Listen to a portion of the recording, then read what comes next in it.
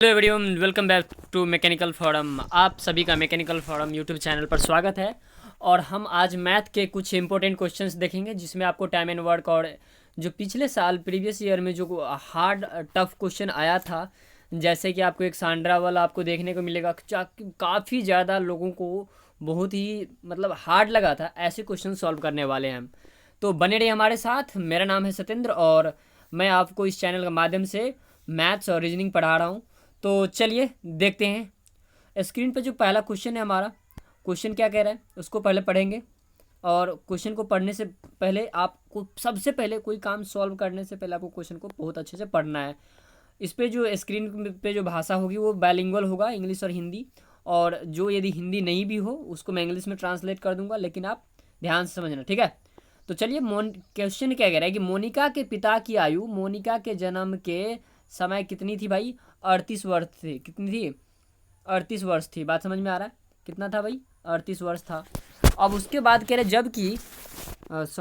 जबकि उसकी माँ की आयु उस समय कितना था? 36 था। ठीक है, 36 थी जब उसकी 4 वर्ष छोटी बहन का जन्म हुआ था।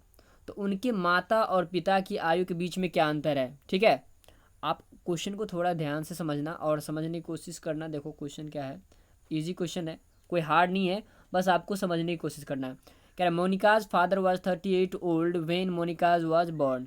जब मोनिका का बर्थ होता है तो मोनिका तो उस दिन 0 साल का होता है, तो उसके पापा कितने साल के होते हैं भाई? 38 साल की होती है। बात समझ में आ रहा है? लेकिन कह रहा है जब उसकी माँ की आयु उस समय 36 वर्ष थी। कब? जब भाई उसकी 4 वर्ष की छोटी बहन, बहन मतलब सिस्टर मान लेता हूँ, और इसकी सिस्टर के जब पैदा हुई, मतलब 4 साल बाद पैदा हुई ना, उस समय मोनिका कितने वर्ष की हुई होगी? 4 साल की होगी, और ऑब्वियसली बात है। तो इस समय इसके मम्मी का जो उम्र है भाई कितना है? इसके मम्मी का उम्र 36 साल है। कितना है? 36 साल है। बात समझ में आ रहा है? कितने का भाई? देखो, जब पापा का उम्र भी तो 4 साल बढ़ेगा। मोनिका तो कितने वर्ष की थी?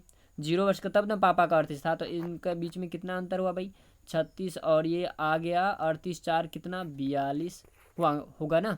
तो इन दोनों के बीच में कह रहा है, अब मम्मी और पापा के बीच में क्या डिफरेंस है इसका? तो 42 में से 36 घटाओ, कितने आया? 6 साल आया। बात समझ में आया? आया बात समझ में? नहीं आया तो दोबारा एक बार देख लो आप। देखो दोबारा मैं क्या कह रहा हूँ, जो क्वेश्चन है क्वेश्चन को आप ढूंढ देखने की कोशिश करना। एक मोनिका है, ठीक है। मोनिका जब पैदा होती है ना, तो उसके बाबू उसके पापा का जो उम्र होता है कितना होता है? उस समय उसके पापा को उम्र 36 साल होती है।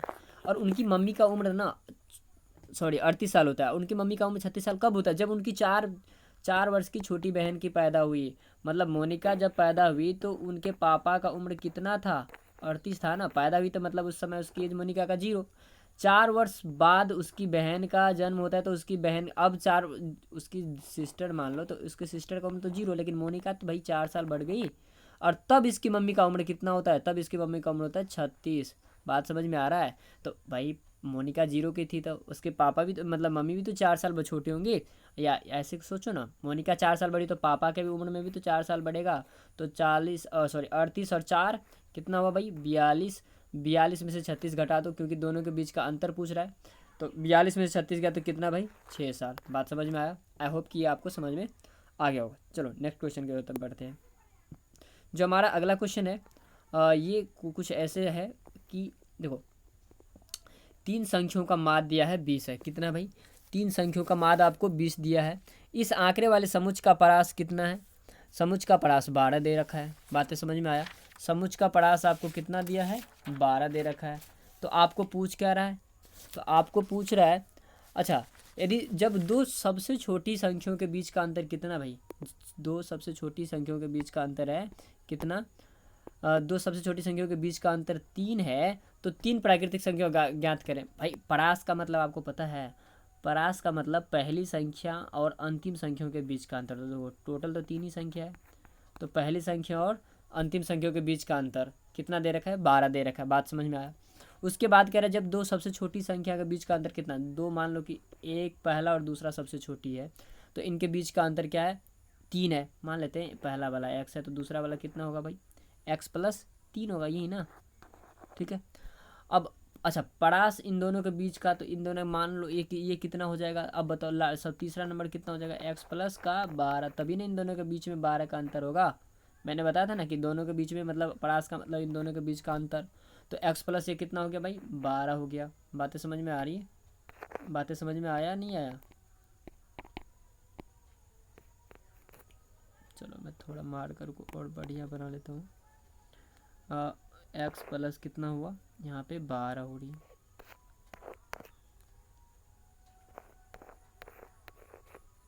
ओके, तो आगे हमें बढ़ना है। और आगे क्वेश्चन क्या कह रहा है, आगे कह रहा है कि भाई तीन प्राकृतिक संख्या ढूंढना। माद तो दे रखा है ना, तीनों का माद कितना दे रखा है, तीनों का माद आपको देखना है। तो तीनों का माद कितना दे रखा है, तीनों का माद आपको दे रखा है कितना, 20। तो माद यदि 20 दे रखा है तो आप बताओ, माद 20 दे रखा है तो क्या करना है। यदि माद 20 दे रखा है तो आप खुद ही बोलो, माद बराबर क्या होता है, सभी संख्याओं का योग बट्टे कुल संख्या, है ना। कितनी संख्या है, थोड़ा सा मैं इसको छोटा कर लेता हूँ क्योंकि अब आप क्वेश्चन समझ में आ गया होगा।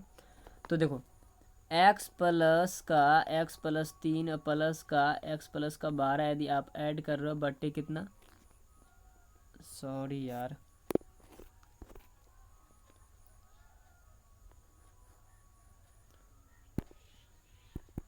थोड़ी टेक्निकल प्रॉब्लम आ रही है तो कोई बात नहीं। अच्छा देखो, x प्लस 3 और प्लस का x प्लस 12, इन सब का भाई कितना है आपको दिखाना है, 20 और 20 दिया कितना हो जाएगा 60, 12 3 15 और 3x, तो 3x प्लस 15 बराबर कितना हुआ 60 हो गई। तो x बराबर 3x बराबर कितना हुआ 60 माइनस 15 कितना हुआ 45, 3 से कैंसिल आउट करोगे 15 तिया 45, तो x का मान कितना आ गया 45। आपको पूछ क्या रहा है, सॉरी x का मान 15 आपको पूछ रहा है सबसे बड़ी संख्या। तो सबसे बड़ी संख्या कितना था, x प्लस 12 ना।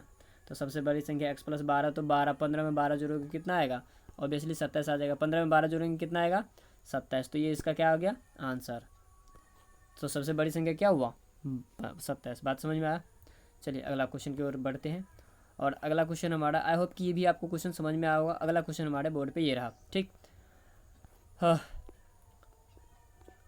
एक मिश्र धातु में जर्मन सिल्वर में तांबे और जस्ते का अनुपात कितना है, 21:16 है, ठीक है। एक मिश्र धातु है जिसमें, एक सेकेंड, एक मिश्र धातु जर्मन सिल्वर में तांबे और जस्ते का अनुपात कितना भाई, 21:16। ये मान लो ये कॉपर है, ये क्या हुआ कॉपर, और ये हो गया जिंक। बात समझ में आया? उसके बाद कह रहा है जबकि निकिल और जस्ता का अनुपात, यहाँ पे मान लेते हैं निकिल भी है, ठीक। जबकि निकिल और जस्ता का अनुपात कितना भाई, 7 अनुपात कितना है, यहाँ पे 24, क्योंकि जिंक यहाँ है, और यहाँ पे कितना हो गया 7। बात समझ में आया? तो मिश्र धातु में जस्ता निकिल और कुछ नहीं करना, यहाँ पे 24 है और यहाँ पे सॉरी यहाँ पे आपका 24 है और यहाँ पे कितना है 16। इसको आप क्या करोगे, 2 गुना करोगे 48 हो जाएगा, सॉरी 3 गुना करोगे 48, और इसको क्या करना है 2 से गुना कर देना है। तो 3 से गुना करेगा तो 21 में 3 से मल्टीपल हुआ भाई 63, और यहाँ पे कितना हो जाएगा 16 तिया 48, दोनों अनुपात सेम है, और 7 दूनी 14। ये इसका क्या हुआ आंसर भी। बात समझ में आया? नहीं आया तो दोबारा आप समझ लेना, दोबारा मैं थोड़ा समझा देता हूँ आपको। मैं क्वेश्चन आपने पढ़ लिया होगा, मैं क्वेश्चन को छोटा कर देता हूँ स्क्रीन, ठीक है। देखो क्या रहा है भाई, तीन मिश्र मतलब एक मिश्र धातु है, बात समझ में आ रहा है। कॉपर और जिंक, जर्मन सिल्वर में बताए कि कॉपर जिंक निकल होता है। तो इसमें क्या है, मिश्र धातु है कॉपर जिंक और निकेल। बात समझ में आया? इन तीनों का मिश्रण है। कह रहा है पहले अनुपात में कॉपर और जिंक का अनुपात कितना भाई 16 है, और दूसरी बार कह रहा है निकिल और जस्ता मतलब निकिल 7 है और जस्ता कितना है 24 है। बात समझ में आ रहा है? अब आप खुद सोचो कि इन दोनों की क्वांटिटी, जिंक तो दोनों कंडीशन में बराबर होगा, तो यहाँ भी बराबर करने के लिए क्या क्या करोगे 16 तिया 48, और इसको बराबर करने के लिए क्या करोगे, एलसीएम निकालते बेसिकली 2 से गुना करोगे। जब 2 से गुना करोगे तो 3 से ऊपर वाले में पूरे में गुना होगा, और यहाँ से 2 से गुना करोगे तो ये पूरे में गुना होगा। तो देखो 21 3 जा कितना होता है 63 63, और 16 ये कितना होता है भाई 48, यहाँ से 24 दूनी 48 हो ही गया, और 7 दूनी 14, और ये इसका क्या था अनुपात था। बात समझ में आया? ओके, चलिए अगला क्वेश्चन की ओर बढ़ते हैं। चौथा नंबर क्वेश्चन हमारा क्या कह रहा है, चौथा नंबर क्वेश्चन आप थोड़ा ध्यान से देखना कह रहा है एक समूह में 8 सबसे छोटी संख्याओं का माध्य 17 है। बात समझ में आया?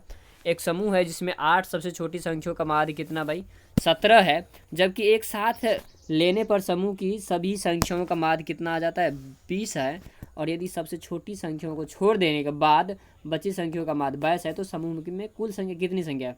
बात समझ में आया? मैं समझता हूँ, एक मान लो एक ग्रुप है, बात मैं समझा रहा हूँ थोड़ा सा। एक ग्रुप है जिसमें मान लेते हैं कि x संख्या है, बात समझ में आया, टोटल x है। अब इसका यदि आप माध्य निकालना है तो x है, तो संख्याओं का तो कुल संख्या कितना होगा 20 इंटू एक्स, तो 20x हो गया, बात समझ में आया। लेकिन इसमें कह रहा है कि जो आपका जो डिजिट है, जो लास्ट डिजिट है, कितने का बनेगा भाई, कुल संख्या का कितना है, तो 8 गुने यदि आप 17 कर रहे हैं तो 8 सत्ते 17 अठे कितना होता है बताओ, 17 अठे होता है आपका 136, बात समझ में आया। लेकिन अब बचा हुआ कितना बचा कितना, तो ये आपने x तो माना था जिसमें 8 तो आपका निकल गया, तो बचा क्या x माइनस 8, और x माइनस 8 कितने के बराबर भाई 22 गुने 22, बातें समझ में आया? ठीक है, तो चलिए इसी को हम थोड़ा सा क्वेश्चन छोटा करते हैं और बनाते हैं। देखिए आपको करना क्या है, आपने देख लिया, तो रिमेनिंग पार्ट तो पहले तो आपको 20x माइनस का 136 बराबर कितना भाई, रिमेनिंग पार्ट कितना था बचा हुआ था 22 इंटू एक्स, एक्स माइनस का 8 इंटू 22, ये ना। आप यदि इसको सॉल्व कर रहे हैं तो 20x माइनस का 136 बराबर कितना है 22x माइनस का 8 दूनी 16, 8 दूनी 16 17 176, बात समझ में आया। ये इधर आ जाएगा तो 20 माइनस का 22x आएगा, कितना आएगा भाई, और ये 176 माइनस का 136 क्या हो गया प्लस का, ये आ जाएगा -40, और ये कितना आ गया आपका -2, तो -2 से -2, तो यहाँ क्या आ गया 20 दूनी 40, एक्स का मान कितना आया भाई 20 आ गया। अर्थात कुल संख्याओं का योग कितना हुआ, उस ग्रुप में टोटल कितनी संख्या है 20, ऑप्शन नंबर सी, बात समझ में आया? ओके, चलिए अगला क्वेश्चन की ओर बढ़ते हैं। क्वेश्चन नंबर 5 क्या कह रहा है, क्वेश्चन नंबर 5 यूँ है कि यदि मान लो सारथी ने एक बैंक में 3125 रुपये जमा किए, ठीक है, एक सारथी नाम का व्यक्ति है और वो क्या करता है बैंक में 3125 रुपये जमा किए, जिस पर बैंक द्वारा 8% का साधारण ब्याज वार्षिक देता, कितना भाई 8% का साधारण ब्याज, क्या बोला था कि वो उसको मैं आपको हर साल कितना % का ब्याज दूंगा 8% का। यदि सारथी ने धन 5 साल के लिए बैंक में रखा तो वह कितना, ये तो काफ़ी ईजी है यार, थोड़ा मैं क्वेश्चन को छोटा कर देता हूँ। आपको कहना है कि कितना ब्याज अर्जित किया, कुछ नहीं करना, साधारण ब्याज बराबर आपको फॉर्मूला याद होगा, ऐसा बराबर क्या होता है P into R, PRT upon में कितना होता है 100, P का मान कितना है 3125, R का मान कितना है 8, और टाइम कितना 5 साल, बट्टे कितना हो गया 100, बात समझ में आ रहा है। 5 20 20 पंचे 100, उसके बाद 4 दूनी 8, 4 पंचे 20, और 5 एक 5, इसको काटोगे तो कितना आएगा 625, बात समझ में आया 625, और अब यदि मल्टीपल कर रहे हो तो 625 दूना कितना हुआ 625 दूना 1250, और ये इसका क्या हुआ आंसर, बात समझ में आया, काफ़ी इजी था।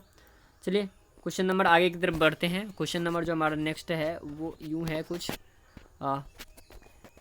कह रहा है कि एक जौहरी ने हीरे का, one of the best question है यहाँ पे और काफ़ी इजी भी है।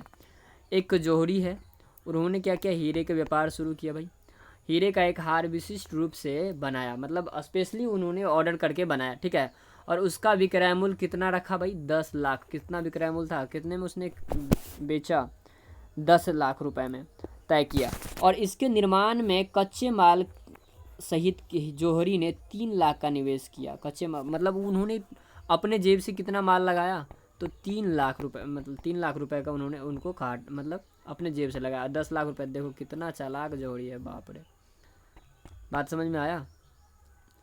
3 लाख रुपए का निवेश किया, यदि कच्चे माल की लागत 20% सोना था, तो सोना खरीदने में जौहरी ने कितना रकम, कुछ भी नहीं करना यार, ये जो दिया है ना वो तो अब उसके मन वो साला तो फ़ायदा ले रहा था ना, सॉरी वो फ़ायदा ले रहे थे, तो 3 लाख रुपए निवेश तो अपने जेब से 3 लाख रुपए ही किया ना, और उस पर 20% पर सोना पर निवेश किया, तो सोना कितने रुपए में खरीदा, देखो तो काफ़ी ईजी है, आपको सिर्फ और सिर्फ इसका 20% निकालना है सोना का, तो सोना 3 लाख का और 3 लाख का कितना निकालना भाई, बस ये लैंग्वेज इतना बड़ा था 20%, तो 20/100, 2 जीरो से 2 जीरो चला गया कि कितना हुआ 30, 3000 20 को गुना करोगे तो टोटल कितना हो गया 60,000, ये जो कि इसका आंसर था, बात समझ में आ गया, ऑप्शन नंबर ए। ओके, अगला क्वेश्चन देखते हैं। यदि भाई आपको यदि वीडियो अच्छी लगी तो आप लाइक सब्सक्राइब एंड शेयर कर देना है। और साथ ही यदि आपको हमारा टेस्ट सीरीज भी है, और साथ ही साथ यदि आपको हमारा टेस्ट सीरीज परचेज करना है तो आपको गूगल प्ले स्टोर में जाके मैकेनिकल फोरम यूट्यूब चैनल जिस नाम से है उसी नाम से हमारा ऐप भी है, तो आप उस ऐप को डाउनलोड करें। और यदि आप हमारा कोर्स परचेज़ करना चाहते हैं, हमारा यदि टेस्ट सीरीज चल रहा है, काफ़ी सस्ता है, आप यदि लेना चाहते हैं तो SATY10 आप यूज़ करेंगे तो आपको उस कोर्स पर 10% का डिस्काउंट मिलेगा, उस टेस्ट सीरीज पर 10% का डिस्काउंट मिलेगा। ओके, तो चलिए आगे देखते हैं हम। अगला जो क्वेश्चन हमारा ये है, A और B एक साथ 1.2 दिन में काम को पूरा करता है। काफ़ी one of the best question, आपको भी लगेगा कि हाँ भाई क्वेश्चन बढ़िया है। मैं थोड़ा सा स्क्रीन बड़ा कर लेता हूँ। A और B एक साथ 1.2 दिन में एक कार्य को पूरा कर सकते हैं। हालांकि यदि A अकेला कार्य को आधा दिन में करता है और छोड़ देता है, तो बाकी कार्य आधे बचे हुए कार्य को कौन करता है? B करता है। इस तरह पूरा कार्य करने में कितना लगता है? 2.5 दिन का समय लगता है। यदि B A की तुलना में अधिक कुशल है तो, और B अकेला ही उस कार्य को शुरू करने के आखिर तक पूरा करे तो कितना समय लगेगा? काफ़ी क्वेश्चन ईजी है, मैं थोड़ा सा इसको शॉर्ट करके सोचता हूँ। देखो, आपको पता है कि मान लो A और B पूरा कार्य यहाँ से यहाँ आपको करने में कितना टाइम लग रहा है? 2.5 दिन लग रहा है। कितना काम कर रहे हैं? मैं कह रहा है A ने आधा काम किया और B ने भी क्या किया? आधा काम किया, है ना। A ने भी आधा काम किया और भाई B ने भी क्या किया? आधा काम किया। मान लेते हैं कि देखो, कौन कह रहा है अकेला B उस कार्य को करने शुरू करे तो आखिर तक पूरे उसने कितने दिन में? मान लेते हैं कि जो B है भाई, जो आखिर तक काम करता है वो X मान लिया। B X दिन में काम करता है तो टोटल काम तो ये B करेगा ना, तो X दिन में, तो A कितने में करेगा भाई? A कितने में करेगा? 2.5 माइनस का X। बात समझ में आ गया? 2.5 माइनस का X। यदि इतना आपको समझ में आ रहा है तो बस हो गया। तब अब करना क्या है मैं बताता हूँ। अब क्या करना है, इसको आप स्क्रीनशॉट ले सकते हैं। अब करना क्या है मैं वो आपको समझाने की कोशिश करता हूँ। बात समझ में आ रही है? चलो, अब मैं थोड़ा सा क्वेश्चन को और स्पेस लूँगा और आपको थोड़ा मैं, देखो कलर चेंज कर लेते हैं। यहाँ पे देखो, आपको करना क्या है कि जैसे देखो आपको क्योंकि आधा आधा काम कर रहा है तो पूरा काम उसको ख़त्म करने में बेचारे को क्या लग जाएगा? 2 × 2.5 माइनस एक्स इंटू क्या हो जाएगा भाई? इंटू 2x, और अपॉन में क्या करोगे? अपॉन में इन दोनों का प्लस कर देना है, तो 2 × 2.5 माइनस का x और प्लस का 2x। और ये पूरा काम कितने दिन में ख़त्म कर रहा है? तो ये पूरा काम कर रहा है 1.2 दिन में ख़त्म कर रहा है। अब आपको वैल्यू पुटिंग से याद रखना है। यदि आप x का मान यदि 1 रख रहे हैं तो ये इसको क्या कर देगा? सही करेगा क्या भाई? यदि आप x का मान 1 रख रहे हैं तो ये आपको कहीं ना कहीं लग रहा है कि ये प्रूव कर देगा। बात समझ में आया? रख के देखो, यदि एक रखोगे तो ये 1.2, 1.5, 3 दूनी 6। उसके बाद ये आप 1 रख रहे हैं तो वो 1.5 दूनी 3 और 3 2 5। तो x का मान कितना आ गया? 5। तो उसके बाद क्या पूछ रहा है? तो आखिर उसने कितने दिन लगाएंगे? तो पूरा टाइम को कवर करने में कितना दिन लगाएगा भाई? तो आप देख लो यहाँ पे ऑप्शन नंबर 2 B। एक सेकेंड। तो x का मान कितना निकला? 1। तो भाई B कितने दिन से काम कर रहा है, कितनी एफिशिएंसी? तो 2x। तो 2 × 1 कितना हो जाएगा? तो 2 दिन में। B कितने पूरा काम को कितने दिन में ख़त्म कर देगा? 2 दिन में। बात समझ में आया? चलो आगे क्वेश्चन करते हैं। अगला जो हमारा क्वेश्चन है थोड़ा इस प्रकार का है क्वेश्चन।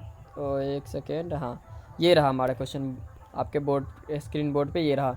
देखो कह रहा है यदि x अनुपात y, इसे हम ऑपरेशन कहते हैं, ठीक है। मैं बेसिकली इसे ऑपरेशन कहता हूँ। यदि x अनुपात y का मान 3:1 है तो आपको निकालना क्या? x³ माइनस y³ उसके बाद अनुपात x³ प्लस का y³। इसमें करना क्या है? देखो x³ आपको करना क्या है भाई? x³ तो जहाँ जहाँ x है वहाँ 3 रखना, जहाँ जहाँ y है वहाँ 1 रखना है, बस ख़त्म। देखो जैसे यहाँ पे x³ है तो x का क्यू मतलब 3 का क्यू, 3 का क्यू मतलब 27, 27 माइनस 1 का क्यू 1 ही होगा। और नीचे क्या करना है? 27 और प्लस का 1। 27 में से 1 गया तो 26, और यहाँ पे 27 प्लस 1 हुआ तो 28। रेशियो निकाला तो 13 अनुपात कितना आ जाएगा? 14, जो इसका क्या हुआ? आंसर। बात समझ में आया? चलो अगला क्वेश्चन की ओर चलते हैं। अगला क्वेश्चन मैं इसी क्वेश्चन की बात कर रहा था जो आपने कहीं ना कहीं देखा भी होगा। सांड्रा और मयूरी अच्छा, इसका मैं इंग्लिश मीडियम भी रखा हूँ, तो आप लोग जो इंग्लिश मीडियम वाले बच्चे हैं वो इंग्लिश मीडियम में देख लें, ठीक है। सांड्रा और मयूरी दो व्यक्ति हैं जो किसी काम को कितने दिन में ख़त्म कर रहा है भाई? 45 दिन में ख़त्म कर रहा है। कितने दिन में? 45 दिन में ख़त्म कर रहा है। और यदि Mayuri does the work alone and goes away on the completion of third of work, कह रहा है मयूरी काम करती है और एक तिहाई काम करने के बाद वो क्या करता है, काम को छोड़ देता है, तो बाकी का काम कौन करेगा? सांड्रा करती है। और ये इन दोनों इस कंडीशन में काम कितने दिन में ख़त्म होता है? 104 दिनों में। कह रहा है कि मयूरी क्या है, सांड्रा से ज़्यादा तेज़ काम करती है, तो बताएं अंतिम में कि सांड्रा अकेला उस काम को कितने दिन में ख़त्म करेगी। बातें समझ में आया? आप हिंदी वाले आप पढ़ लेना है इसको। देखिए, तो मैं इस क्वेश्चन को थोड़ा शॉर्ट करके और आपको बताता हूँ, मैं इसको ट्रिक्स के थ्रू बताऊँगा, ठीक है। आप टेंशन नहीं लेना, क्योंकि ये काफ़ी ज़्यादा इजी क्वेश्चन है और थोड़ा सा मैं आपको ट्रिक ही समझाऊँगा। देखो, कहना क्या है, यदि मयूरी और सांड्रा एक साथ आपस में मिल के काम करता तो कितने दिन में काम ख़त्म हो जाता भाई? 45 दिन में काम ख़त्म होता। ये बात आपको पता है, बात समझ में आ रहा है।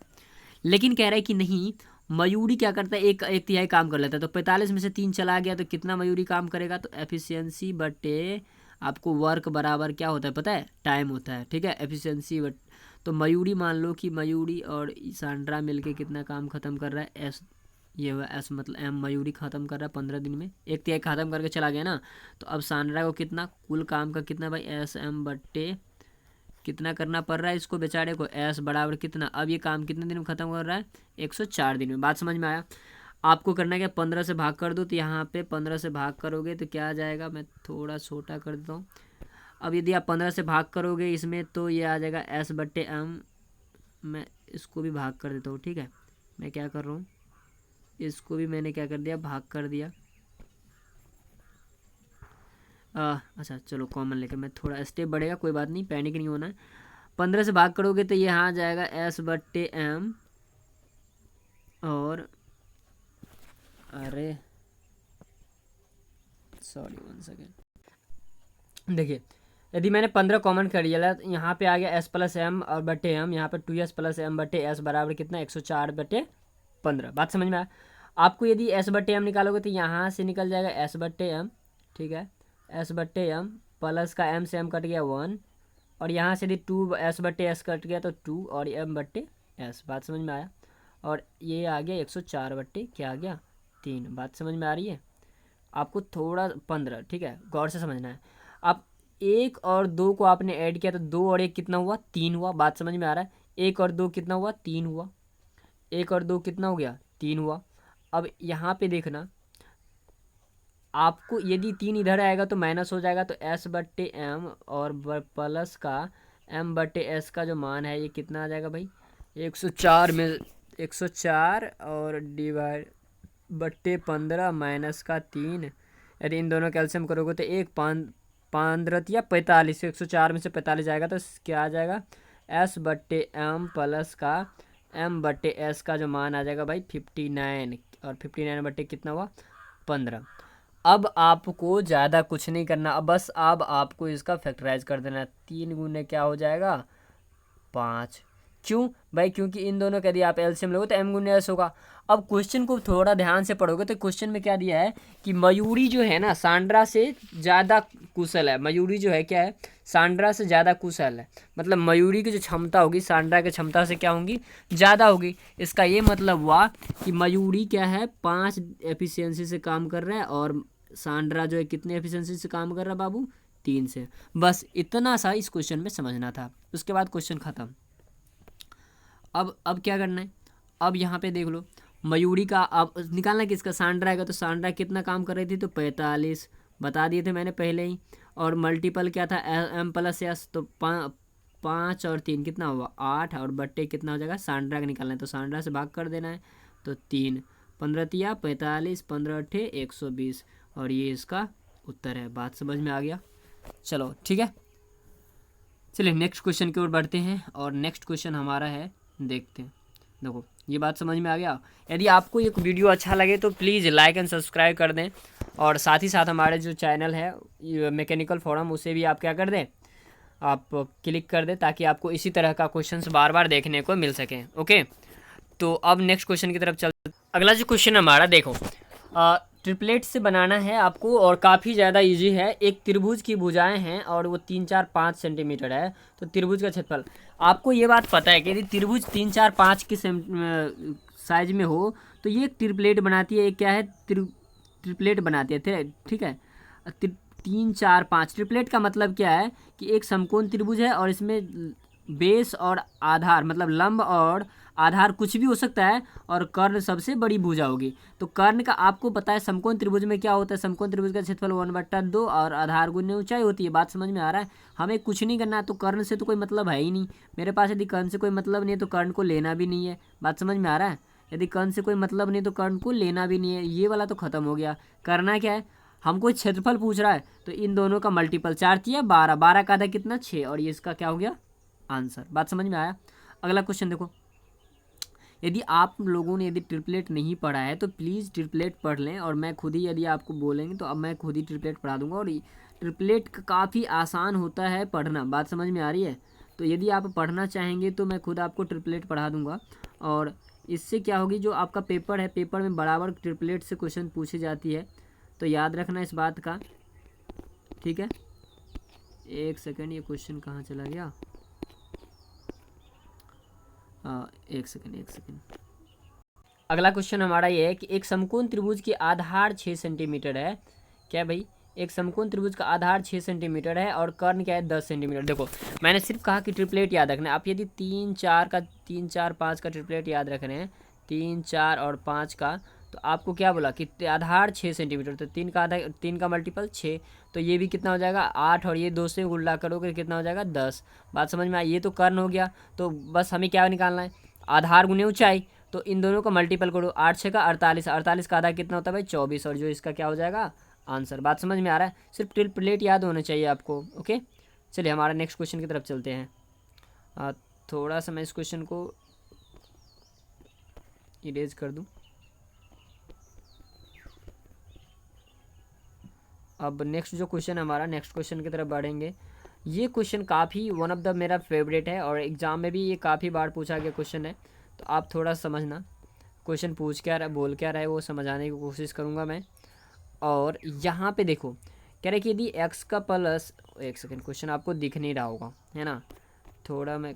अगला क्वेश्चन है कि भाई यदि x प्लस 1/x का मान कितना हो, यदि x प्लस 1/x का मान, यदि आपके पास x प्लस 1/x का मान क्या हो, एक सेकेंड यार, क्वेश्चन, यदि x प्लस 1/x के बराबर 2 हो, यदि इस टाइप का आपको क्वेश्चन मिल जाए तो आपको करना क्या है, बहुत नॉर्मल तरीके से सोचना है। और यदि ऐसा क्वेश्चन मिल जाए आपको तो एक बार याद रखना कि x का मान हमेशा 1 ही होगा। x प्लस 1/x के बराबर यदि 2 हो तो हमेशा x का मान कितना होगा 1 होगा। तो इसीलिए x का पावर 100 और प्लस का x का पावर क्या हो 100, इसका भी मान कितना होगा 1 प्लस का 1, 1 का पावर कुछ भी हो तो 1 ही होगा, ये 2 हो जाती है। बात समझ में आया। इसी तरीके से यदि मैं ये कहूँ, ये अगला जो क्वेश्चन है हमारा, वो भी क्वेश्चन देख लेते हैं थोड़ा सा। अगला क्वेश्चन जो है ये भी देख लेते हैं थोड़ा सा। ओहो, देखो अगला क्वेश्चन जो है कि a प्लस का 1/a बराबर प्लस 2 बराबर क्या है भाई 0 है। मतलब a प्लस 1/a बराबर कितना हुआ माइनस का 2, अर्थात a का पावर -1 हो गया। और यदि -1 है तो a का पावर माइनस का 37, तो विषम संख्या होगा तब भी क्या होगा वहीं, और यहाँ भी सम संख्या है तो भी वहीं। मतलब -1 और माइनस का 1 कितना हो गया माइनस का 2, इसका क्या हो गया उत्तर हो गया। बात समझ में आया। अगला क्वेश्चन, चलो अगला क्वेश्चन की तरफ चलते हैं। तो ये क्वेश्चन ऐसा कुछ है कि भाई यदि आपके पास, एक सेकेंड,